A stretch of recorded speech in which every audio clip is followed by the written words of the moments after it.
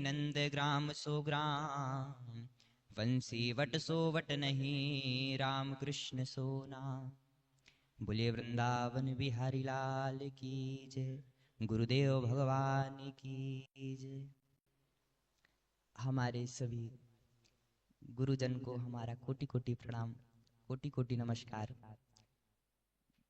ये जो हमारा रामदेशिक प्रतिक्षण केंद्र है, यहाँ पे गुरुजी इतने प्रेम से हम सबको अध्ययन करवाते हैं, इतने भाव से अध्ययन करवाते हैं कि जिससे कुछ भी नहीं आता जाता, वो भी कुछ ही दिनों में अच्छा विद्वान बन के भगवान की शरण में आकर भागवत की कथा को करता है एवं सुनता है। ये जो हमारे श्रीमद् भागवत है, भागवत कथा है,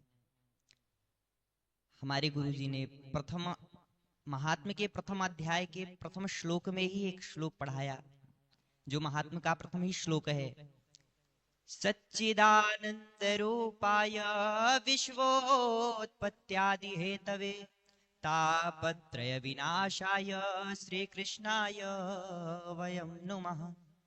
सच्चिदानंद हमारे प्रभु श्याम सुंदर का बड़ा ही सुंदर नाम है, सच्चिदानंद। सच्चिदानंद तीन खंडों में विभाजित है, सत घन चित घन आनंद घन। जो सत है, चित है एवं आनंद है। सत सत की परिभाषा हमारे गुरुजी ने बताई कि जो कभी बदलता नहीं है वही सत्य है। और हमारे शंकराचार्य जी महाराज भी लिखते हैं, सत्यम ब्रह्म सत्यम जगत नास्ति। सत्य कौन है? सत्य हमारे ब्रह्म है। और भगवान श्री कृष्ण जब इस धराधाम पर अवतार ग्रहण करने वाले थे, तभी देवताओं ने आकर उनका अभिवंदन किया, उनका नामकरण संस्कार गर्भ में ही कर दिया सत्य नाम से, क्योंकि देवता स्वार्थी होते हैं। तो सत्य भगवान श्री कृष्ण ही सत्य है, तो हमें सत्य का आश्रय लेना है, क्योंकि झूठ का चोर भी चाहता है कि हम झूठ, हमारे साथी संगति जो है वो झूठ ना बोले। सत्य का आश्रय सभी लेना चाहते हैं, तो हमें सत्य का आश्रय लेना है, यानी भगवान श्री कृष्ण का आश्रय लेना है। दूसरा है चित्त, चेतना, चित्त मन। तो दूसरा हुआ चित्त, तीसरा आनंद। तो महाराज कहते हैं कि ये जो आनंद है इसकी अनुभूति कैसे हो? हमारे गुरुदेव ने बड़ा ही सुंदर भाव कहा कि ये जो चित्त है उसको जब हम सत्य में लगाएंगे, तात्पर्य भगवान में लगाएंगे, तो जो हमारा तीसरा आनंद है वो हमें अपने आप उसकी प्राप्ति हो जाएगी। तो ऐसे सच्चिदानंद महाराज भगवान श्री कृष्ण है। अच्छा, ये तो हुआ भगवान सच्चिदानंद। तो सच्चिदानंद रूपाय विश्वोत्पत्त्यादि हेतवे, भगवान करते क्या है?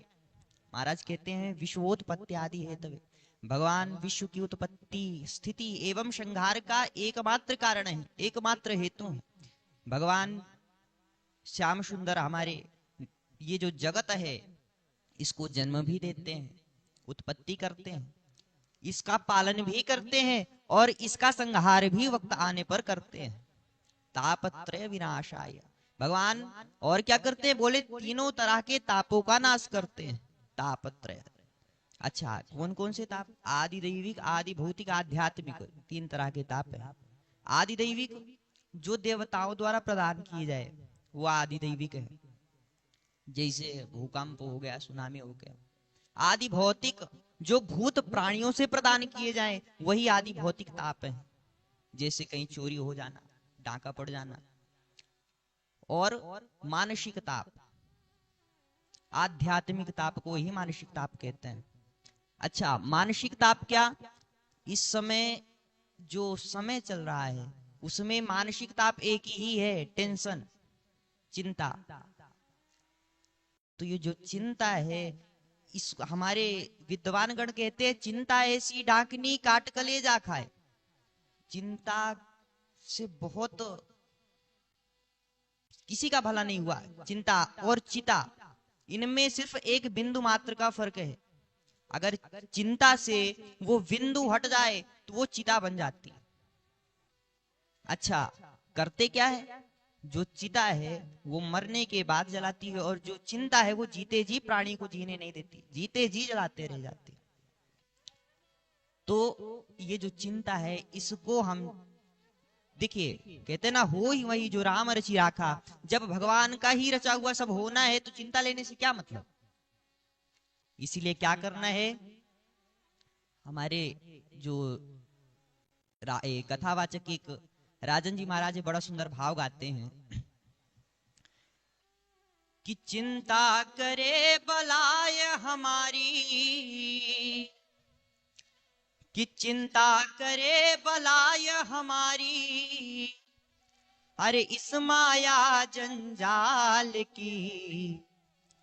तो हमें करना क्या है, अरे बलिहारी बलिहारी बोलो, बलिहारी नंदलाल की, बलिहारी बलिहारी बोलो, बलिहारी नंदलाल की, बलिहारी बलिहारी। क्यों कहते हैं कि जिस मालिक ने जन्म दिया है अन्य वस्त्र भी देवेगा।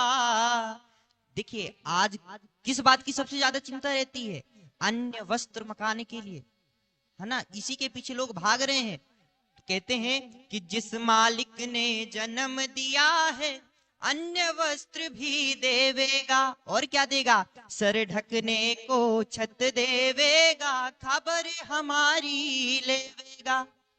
हमें क्या करना है, अरे शांत रहो हर हाल में तुम, और अरे शरण रहो गोपाल के, बलिहारी बलिहारी बोलो, बलिहारी नंदलाल की, बलिहारी बलिहारी बोलो।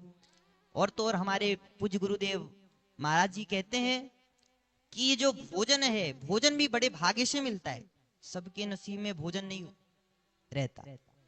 अच्छा, इसी में भागवत में ये कथा आती है कि एक व्यक्ति बड़े ही नास्तिक थे। वो एक बिल्कुल भगवान को नहीं मानते थे, ना ज्योतिष ना पंडित, किसी को नहीं मानते थे। एक दिन ज्योतिष के पास तर्क वितर्क करने के लिए पहुंच गए और उनसे कहते हैं कि अरे पंडित जी, हम आपको नहीं मानते, आप हमारा जरा भविष्य देखिए, हमारे भविष्य में क्या है। पंडित जी कहते हैं कि महाराज, आज आपके जो नसीब देख पा रहे हैं पत्र के द्वारा, हम आपको इतना भोजन मिलेगा, इतना भोजन मिलेगा, इतना भोजन मिलेगा, क्या बताएं। अच्छा, हम भोजन करेंगे ही नहीं तो कहां से मिलेगा। यहां चले गए, ये जो तर्की वितर्की लोग होते हैं ना, तो बड़े ढीठ होते हैं। ये चले गए जंगल की ओर, जंगल में जाकर एक बट वृक्ष के ऊपर चढ़ गए कि जब यहाँ कोई आएगा ही नहीं घनघोर जंगल में, तो हमें भोजन कहां से प्राप्त होगा।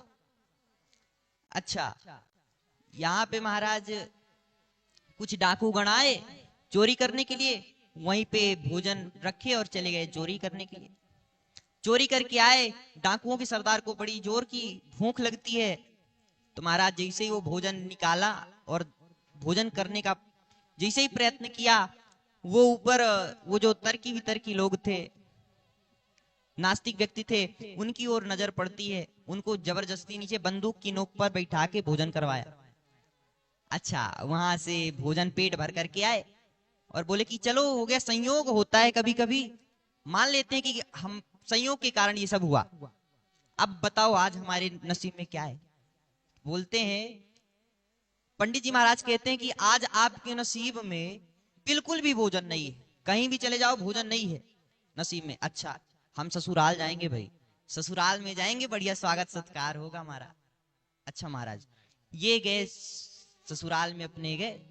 अच्छा, जो साले की पत्नी होती है सराहज, वो बढ़िया पकवान बनाई, जीजा जी आए घर में, बढ़िया 56 प्रकार के भोग, अब थाली में सजाकर भोग लाया गया।